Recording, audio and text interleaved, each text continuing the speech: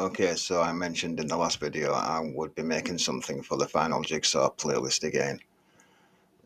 Because back when I produced those 14 videos, I think the number is, it was some of the most refreshing, life invigorating research that I've ever produced, certainly on this channel.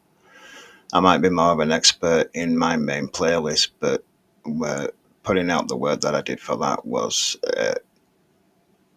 I don't need anything else to prove that this is a creation here, but that certainly added towards it. And if anybody's, well, say about 20% of my subscriber base, every time that I put something out on this playlist, they don't want me to speak on it, they just leave comments saying that I need to just produce work on my main playlist.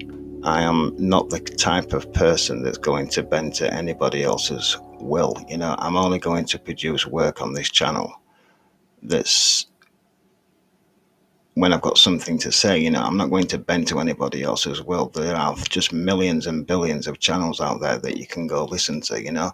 I'm not here to produce exactly what you want me to do.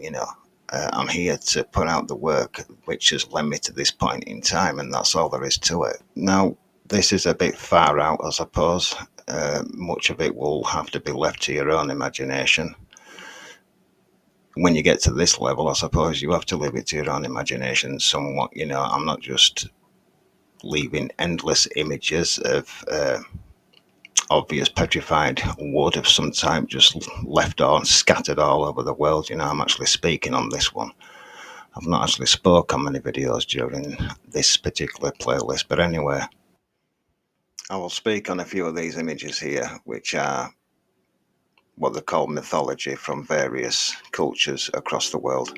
I've shown some of this before when I've been speaking on the shape of the earth. This is really nothing to do with that. It's more just to do with the world tree. I will play you a section, a Bible verse, while you're watching just some of this, and then I will come back towards the end. I think that's the best way to do that for now. And it came to pass in the 11th year, in the 3rd month, in the 1st day of the month, that the word of the Lord came unto me, saying, Son of man, speak unto Pharaoh king of Egypt, and to his multitude, Whom art thou like in thy greatness? Behold, the Assyrian was a cedar in Lebanon, with fair branches, and with a shadowing shroud, and of an high stature, and his top was among the thick boughs. The waters made him great.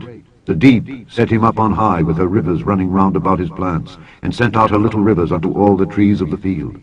Therefore his height was exalted above all the trees of the field, and his boughs were multiplied, and his branches became long, because of the multitude of waters when he shot forth.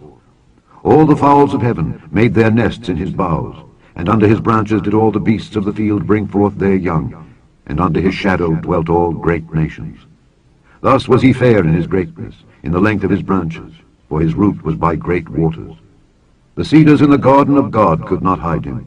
The fir trees were not like his boughs, and the chestnut trees were not like his branches, nor any tree in the garden of God was like unto him in his beauty. I have made him fair by the multitude of his branches, so that all the trees of Eden that were in the garden of God envied him. Therefore thus saith the Lord God, Because thou hast lifted up thyself in height, and he hath shot up his top among the thick boughs, and his heart is lifted up in his height, I have therefore delivered him into the hand of the mighty one of the heathen. He shall surely deal with him. I have driven him out for his wickedness. And strangers, the terrible of the nations, have cut him off and have left him. Upon the mountains and in all the valleys his branches are fallen, and his boughs are broken by all the rivers of the land, and all the people of the earth are gone down from his shadow.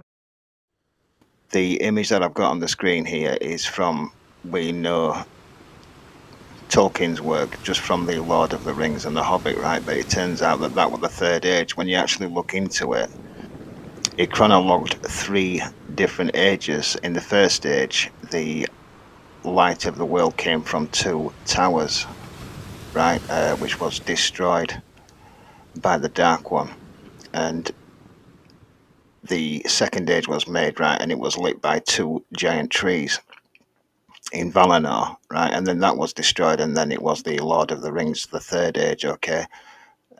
I will get into that into a different video because that is so in depth. I mean, this guy were writing this stuff all his life, okay? So you can just imagine. And I suppose I'll put it into a video alongside 40k because I've been into that for months now. And you would be really surprised just how in line with the Bible that is also. And thank you to the names I just placed on the screen. I cannot thank you enough. It's you guys which spur me on to do this work.